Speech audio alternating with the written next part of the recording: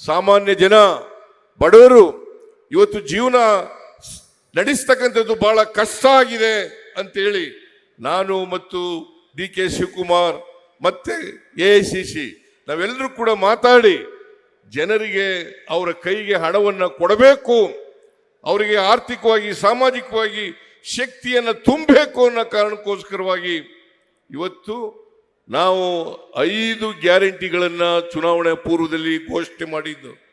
ನಾವು ಅಧಿಕಾರಕ್ಕೆ ಮೇ 20ನೇ ತಾರೀಕು ಬಂದು ಮೇ 20ನೇ ತಾರೀಕಿಗೆ ನಾನು DK ಶಿವಕುಮಾರ್ ಇತರ ಕೆಲವು ಮಂತ್ರಿಗಳು ಸೇರಿ ಪ್ರಮಾಣ ವಚನ ಸ್ವೀಕಾರ ಮಾಡೋದು. ಅಲ್ಲಿಂದ ನೇರವಾಗಿ ವಿಧಾನಸೌಧಕ್ಕೆ ಹೋಗಿ ಕ್ಯಾಬಿನೆಟ್ನಲ್ಲಿ ಆದೇಶವನ್ನು ಮಾಡೋದು. 5 ಗ್ಯಾರಂಟಿಗಳನ್ನು ಕೂಡ ಜಾರಿ ಕೊಡುತ್ತೇವೆ, 5 ಗ್ಯಾರಂಟಿಗಳನ್ನು ಕೂಡ ಜಾರಿ ಕೊಡುತ್ತೇವೆ. ಶಕ್ತಿ ಯೋಜನೆ ಜೂನ್ 11ಕ್ಕೆ ಪ್ರಾರಂಭ ಮಾಡೋದು.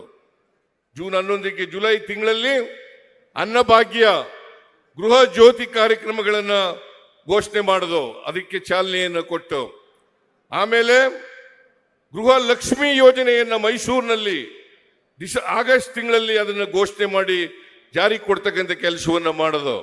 ಹಾಗೇನೆ ವಿವೇಕಾನಂದರ ಜನ್ಮದಿನದಂದು ಶಿವಮೊಗ್ಗದಲ್ಲಿ ಯುವ ನಿಧಿ ಕಾರ್ಯಕ್ರಮಕ್ಕೆ ಚಾಲನೆಯನ್ನು ಕೊಡ್ತಕ್ಕಂಥ ಕೆಲಸವನ್ನು ಮಾಡೋದು. ಈ 8-10 ತಿಂಗಳಲ್ಲಿ ಎಲ್ಲ ಗ್ಯಾರಂಟಿಗಳನ್ನು ಕೂಡ ಜಾರಿ ಕೊಡ್ತಕ್ಕಂಥ ಕೆಲಸವನ್ನು ಮಾಡಿದ್ದೇವೆ. ಬರೀ ಜಾರಿ ಕೊಡಲಿಲ್ಲ, ಆ ಎಲ್ಲ ಕಾರ್ಯಕ್ರಮಗಳು ಕೂಡ ಜನರನ್ನ ಮುಟ್ಟಿದ್ದಾವೆ ಅಂತಕ್ಕಂಥದನ್ನ ಇವತ್ತು ನಾವು ತಿಳ್ಕೋಬೇಕಾಗ್ತದೆ.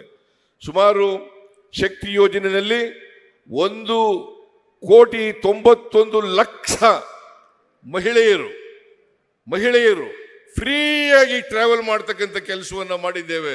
1,91,00,000 ಜನ.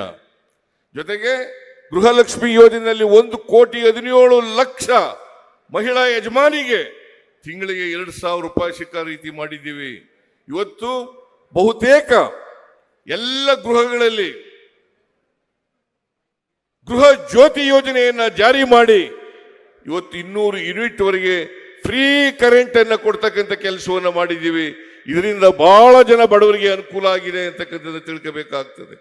ಅನ್ನಭಾಗ್ಯ ಕಾರ್ಯಕ್ರಮ ಬಿಜೆಪಿಯವರು ನಮಗೆ ಮೋಸ ಮಾಡಿದ್ರು ಕೂಡ, ನಿಮಗೆ ಮೋಸ ಮಾಡಿದ್ರು ಕೂಡ ನಾವು 5 kg ಅಕ್ಕಿಯನ್ನು ಕೊಡ್ತೇವೆ ಅಂತ ಹೇಳಿದ್ದು ಹೆಚ್ಚಾಗಿ 5 kg ಅಕ್ಕಿಗೆ ಬದಲಾಗಿ ಪ್ರತಿ ಒಬ್ಬರಿಗೆ 170 ರೂಪಾಯಿ ಕೊಡ್ತಕ್ಕಂಥ ಕೆಲಸವನ್ನು ಮಾಡ್ತಾ ಇದ್ದೀವಿ. ಒಂದು ಕುಟುಂಬದಲ್ಲಿ 5 ಜನ ಇದ್ರೆ 850 ರೂಪಾಯಿಗಳನ್ನು ಕೊಡ್ತಕ್ಕಂಥ ಕೆಲಸ ಮಾಡಿದ್ದೀವಿ. ಇವತ್ತು ಯಾರು ನಿರುದ್ಯೋಗಿ ಪದವೀಧರರಿದ್ದಾರೆ ಅವರಿಗೆ ತಿಂಗಳಿಗೆ 3,000 ರೂಪಾಯಿ, ಡಿಪ್ಲೊಮಾ ಹೋಲ್ಡರ್ಸು ನಿರುದ್ಯೋಗಿಗಳಾಗಿದ್ರೆ ಅವರಿಗೆ 1,500 ರೂಪಾಯಿಯನ್ನು ಕೊಡ್ತಕ್ಕಂಥ ಕೆಲಸವನ್ನು ಮಾಡ್ತಾ ಇದ್ದೀವಿ. ಹೀಗೆ ನರೇಂದ್ರ ಮೋದಿಯವರು ಒಂದು ಕಡೆ ಅವ್ರು ಹೇಳಿದಂಥ ಮಾತಿನಂತೆ ನಡ್ಕೊಂಡಿಲ್ಲ, ಸುಳ್ಳು ಹೇಳಿದ್ದಾರೆ. ಬದಲಿಗೆ ಜನರಲ್ಲಿ ಭಾವನಾತ್ಮಕವಾದಂಥ ವಿಚಾರಗಳನ್ನು ಧರ್ಮದ ಹೆಸರಿನಲ್ಲಿ, ಜಾತಿಯ ಹೆಸರಿನಲ್ಲಿ ಹುಟ್ಟಾಕಿ ಜನರ ನಡುವೆ ಸಂಘರ್ಷವನ್ನ ಮಾಡ್ತಕ್ಕಂಥ, ಬೆಂಕಿ ಇಡ್ತಕ್ಕಂಥ ಕೆಲಸವನ್ನ ಅವರು ಮಾಡಿದ್ದಾರೆ. ಅದರಿಂದ ಇವತ್ತು ತಾವೆಲ್ಲ ಯೋಚನೆ ಮಾಡಬೇಕು, ಯಾರು ಕೊಟ್ಟ ಮಾತಿನಂತೆ ನಡ್ಕೊಂಡಿದ್ದಾರೆ, ಯಾರು ಕೊಟ್ಟ ಮಾತು ನಡ್ಕೊಂಡಿಲ್ಲ.